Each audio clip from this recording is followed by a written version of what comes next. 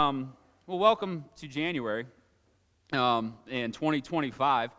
So last January, we started our Matthew series. So we've been doing this for a year now. So my hope has been, and what I've been trying to do with this series is, obviously cover all of Matthew, but also I'm hoping to make each sermon kind of at least stand alone, right? So if you're a guest here, or you weren't here for a few weeks, or that you would still get something out of it, right? But also, my hope is that if you've been with us through most of that journey, that you're starting to see pieces connect, that you're starting to understand what Matthew's trying to do. And then, is anyone, I wasn't going to ask this, has anyone been reading Matthew? Let's just put it this way. Has anyone read Matthew more in 2024 than they had previously? All right, good. So there's a few of us reading Matthew along, and I'm hoping that if you're reading too and reading ahead, that it's more that you're getting more out of it, and that's just kind of how this works. So the more you put into it, the more you get out of it, like so many other things. So there's a story in an ancient Jewish literature. There was two rabbis. One of them name was, I think it was Shmuel, not Shmiel, Shmuel, right? And no, Hillel, totally different person. Hillel. And so they were they came, and there was a guy, and there was two of these rabbis there, and he said, "Would you please stand on one leg and teach me the entire Torah?" And the one rabbi was like, "Get out of here." Right? He's like, I'm not dealing with this. Like, this is nonsense. This is ridiculous. Well, the other one, Hillel, he stands on one foot, and he says, I'm standing on one foot. I'm using this to brace me. He says, "What is hateful to you, do not do to your neighbor. This is the whole Torah. The rest is commentary."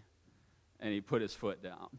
Right? And so it's like, to me, I love that, because I love that ancient rabbis had a sense of humor, first off. Right? I love that. That they could make a joke, but also it gets back to the simplicity of what we're really trying to do. Like we do have the whole Torah, right? We have the New Testament, we have the Bible, we have all that, and there's a lot.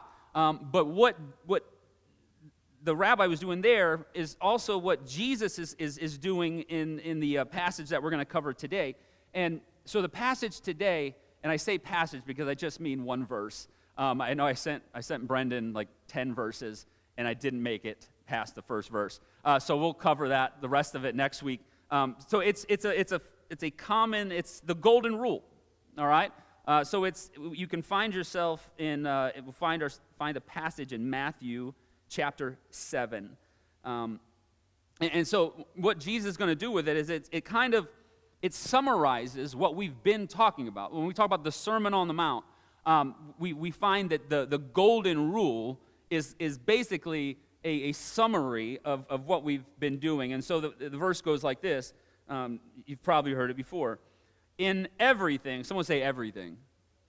In everything, do to others as you would have them do to you, for this is the law and the prophets. And so you can kind of see how it's a very similar phrasing. It's not a new thing. So following this passage, Matthew is going to start closing Jesus' sermon. So we're actually getting to the end of the Sermon on the Mount. We're getting close, y'all, all right? So I can't tell you how close, because God only knows how close we're going to be. But so he's kind of closing this up, and this is actually it's really a good teaching strategy. Like if you're a teacher or anything like this. So Jesus has given us this incredible sermon, right? It's full of difficult things, and there's grace in there, and there's all these things in it.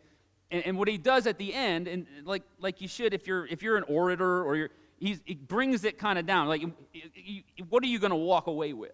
Can I give you something simple to walk away with when you leave here, right? And then that's kind of what Jesus is doing. And so it's like, hey, I know I said a lot.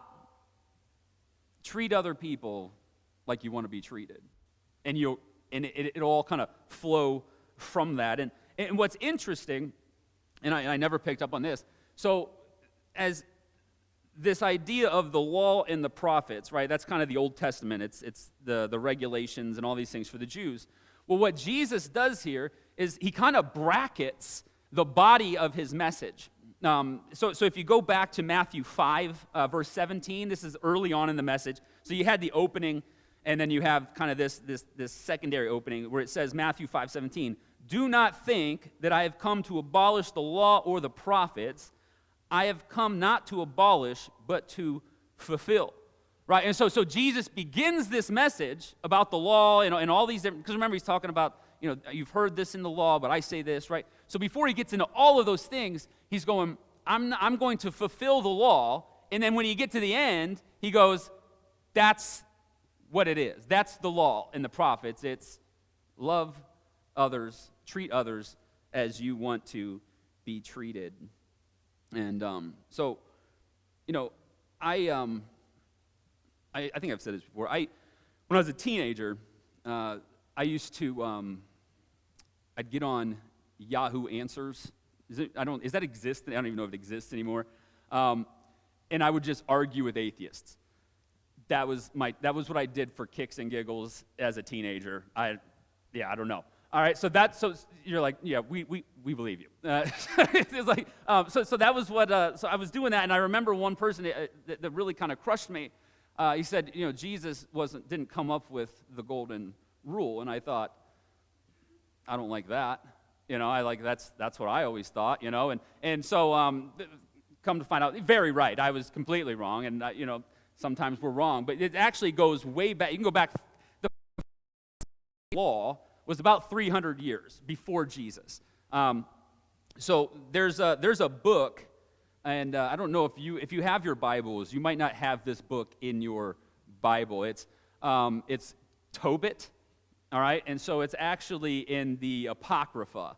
If you have a Bible that includes the Apocrypha, if you come from a Catholic tradition, you're probably familiar with that. So I've actually never got to quote Tobit in a sermon before, so I was a little excited. Simple things get me excited. But the reason I'm using this passage is not necessarily because I think it's authoritative as the rest of the Bible, because I wouldn't say that it is. But it shows us how far back we can find this passage. So Tobit 4, verse 15 says, "And what you hate, do not do to anyone. May no evil go with you on any of your way. Give some of your food to the hungry and some of your clothing to the naked." And so it's like, so you can see this rule, right? It's obviously not unique to Jesus or unique to Judaism or Christianity, right? But in fact, it's not even unique to those ones. I think I listed these up there. Confucianism, not Confucism, right? You'll get confused by Confucianism. I apologize for that. Do not impose on others what you yourself do not desire. Zoroastrianism. This is not the worship of Zorro. I thought maybe. It's not. Do not do unto others whatever is injurious to yourself. Hindu has said, "This is the sum of duty. Do nothing to others which, if done to you, would cause you pain." And so you kind of notice that, like, it's obviously it's not unique, but it's also there's a little bit of a difference. It's all kind of in the negative, right? It's don't do this, and don't hurt, and versus Jesus's, which is kind of proactive, right? But even our own founder, John Wesley, right? His famous saying was, "Do no harm," right? Do no harm, which is still kind of in the don't do category. So Jesus is kind of, I love the way he does this. So it almost gives us this ability to be creative with the way that we treat people, right? Where it's like if the negative's a little bit harder, but it's like you get to decide how you're going to love people and how you think that they want to be loved. Like, so that's part of what's happening. We get to be creative in our action, meaning that we're given our imagination so that we can find ways to love each other better. We can ponder. It's like, what would I want done for me if I were that person? Ashley and I, we kind of did this when we started attending here. I'd been in ministry since I was 17 years old.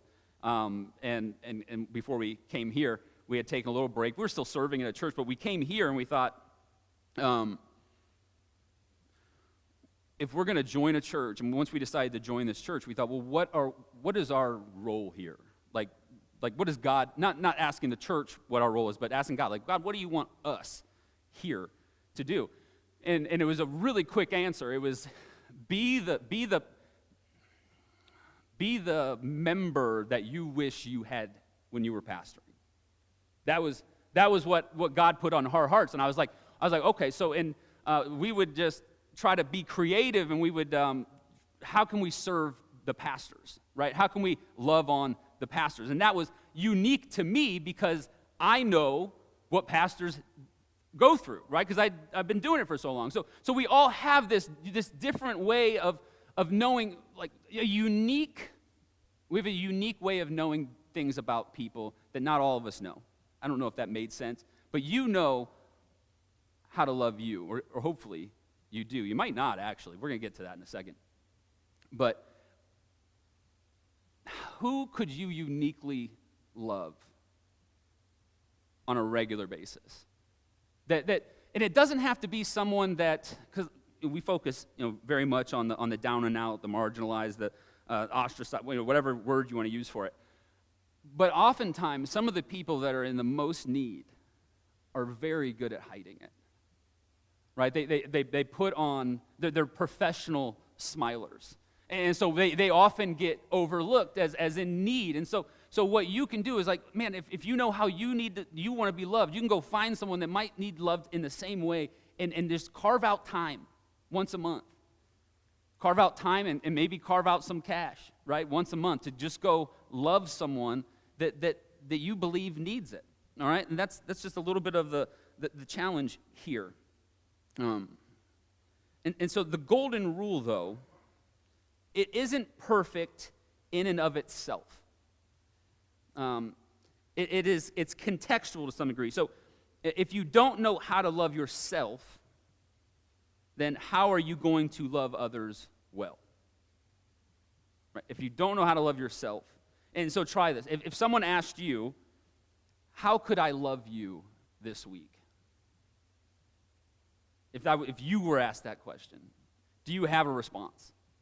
Like, do you like, because sometimes we're so out, like, we want to be outward focused, but it's like, for some of us, it's like that's a defense to not take care of ourselves. And so I had to, I was like, if I'm going to ask you guys this question, I have to ask it of myself, right? And it took me a second. And I was like, and so I was like, what was something that someone did for me that I still remember that I was not expecting? And I remember I was working at a beverage distributor, so I would drive all throughout Lorraine County delivering beverages. And I remember my boss was, as a part-time job, my boss went to our church. And so I just mentioned, I said, hey, I'm taking my girlfriend to to dinner at my favorite, she's not my wife, we're going to dinner at my favorite restaurant.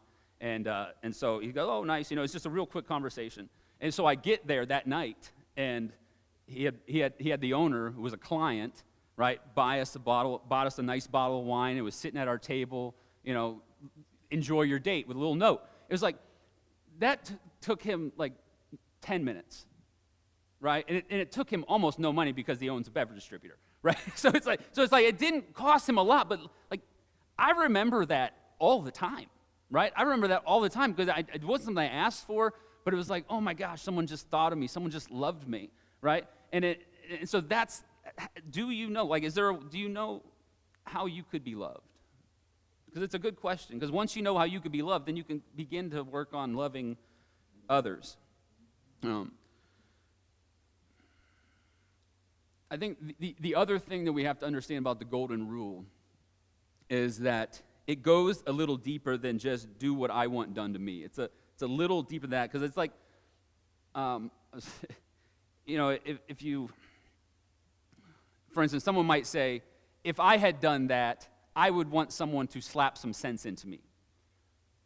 I wouldn't run with that, all right? I wouldn't go slapping sense into people because that's how you, right? It doesn't work that way. But but you got to get to the core of that, right? It's like, oh, I would want someone to correct me in a way that I would find sufficient, right? It's like, I want to be corrected. Okay, so then when we're correcting people, right, because we don't want to do that all the time, finding the way that they will receive it in the best, right? That's how it goes a little bit deeper than just kind of like, I'm just going to do whatever I think. Like, I'm going to buy everyone, Kit Kats because I love Kit Kats. It's like, you know what I mean? It's not that type of deal. It's a little deeper, looking into what that person needs and what that person desires. And so one of the ways to think about this then is to think, well, how would I want God to love me?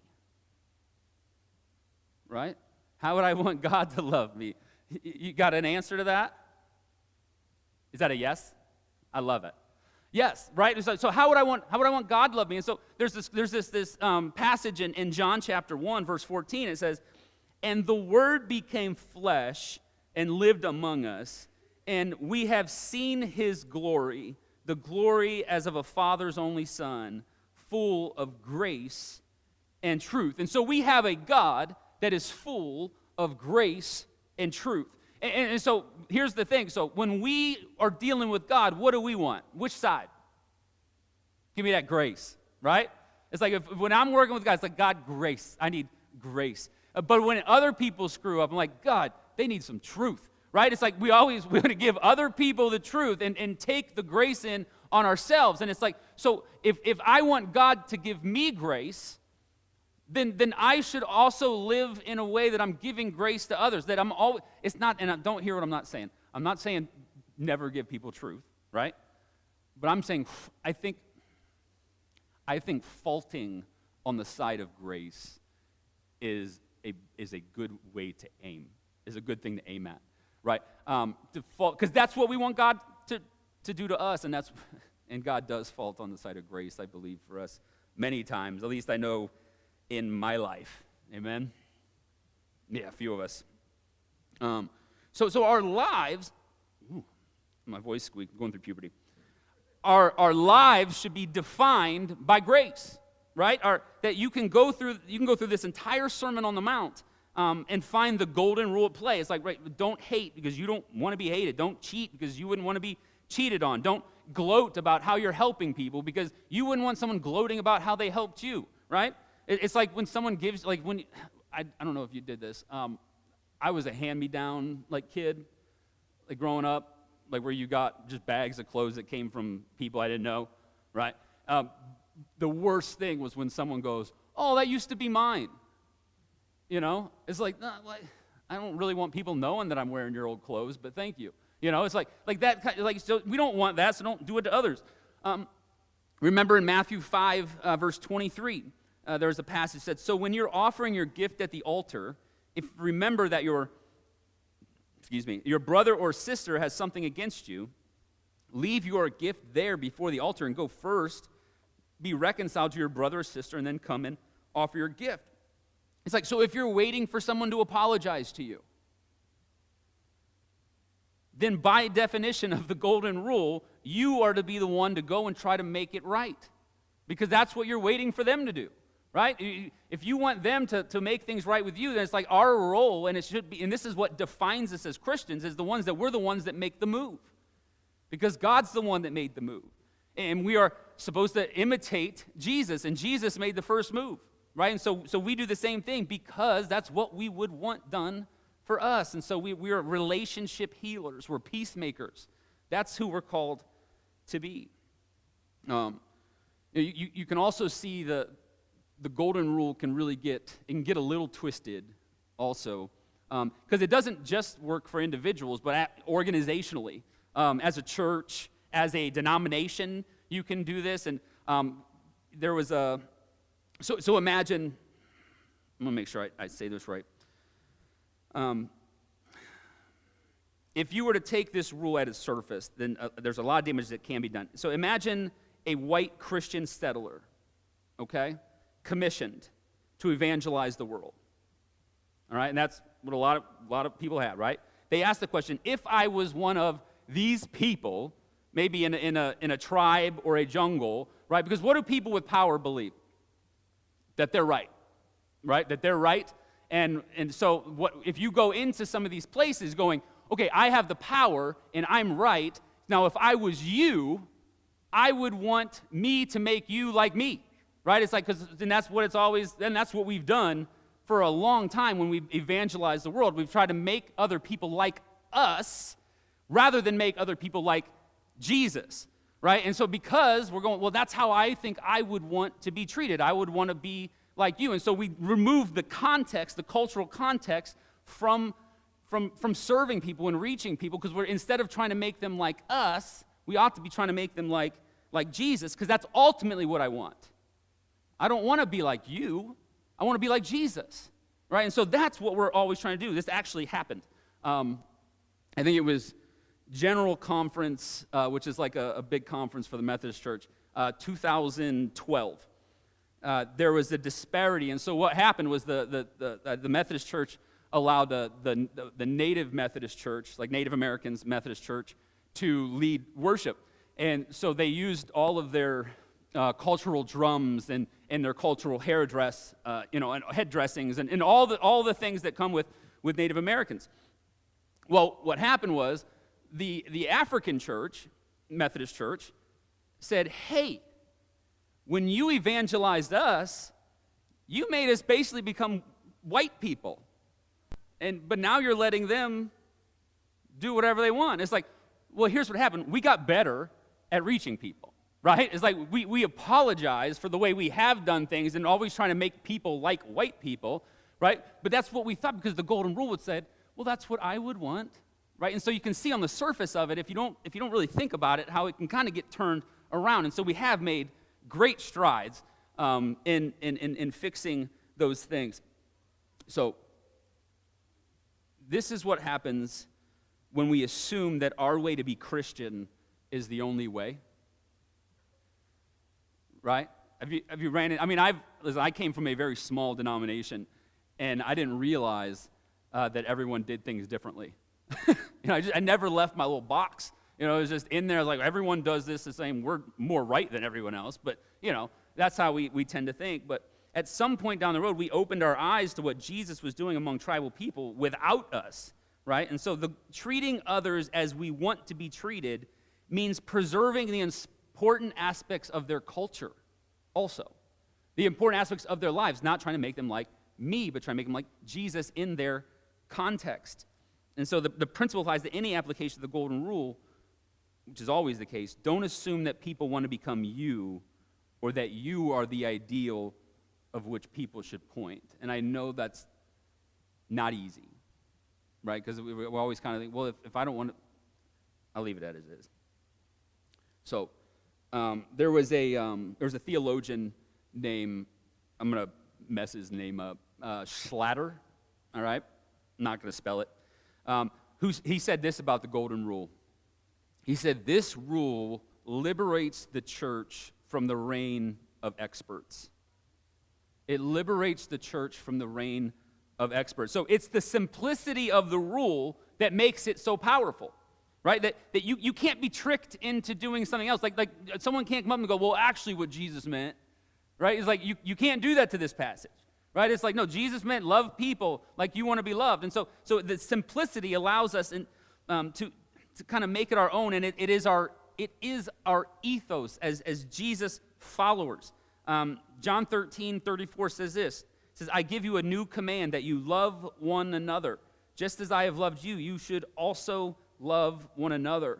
By this, everyone will know that you are my disciples, if you have love for one another. So we may get a lot wrong, because there's a lot in this book. There's a lot in this sermon, like in the Sermon on the Mount. There's a lot in there. We may get it wrong, and that's why it's bracketed with this